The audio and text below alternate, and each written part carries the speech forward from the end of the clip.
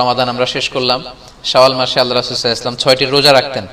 এখনো শাওয়াল মাসের আরো অনেকগুলো দিন আমাদের হাতে বাকি। আবু আইয়ুব আল আনসারী রাদিয়াল্লাহু তাআলা আনহু বর্ণনা করেন যে আমি আল্লাহ রাসূল সাল্লাল্লাহু আলাইহি ওয়াসাল্লামকে বলতে শুনেছি, আল্লাহ রাসূল বলেছেন, মান সামা রমাদানা সুম্মা আতবাআহু সিত্তাম মিন শাওয়ালিন কানা কাসিয়ামিদ দাহর।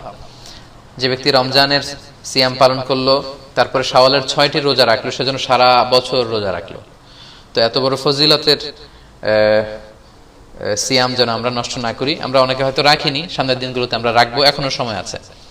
এই শাওয়ালের রোজা আপনি একসাথে 6টা রাখতে পারেন, কিংবা ভেঙে ভেঙে আপনার সুবিধা মতো রাখতে পারেন। অনেক বোনদের রমাদানের কিছু রোজা ভাঙ্গা থাকে, ফলে ওনারা কি করবেন, আগে রমাদানের রোজা রাখবেন নাকি শাওয়ালের?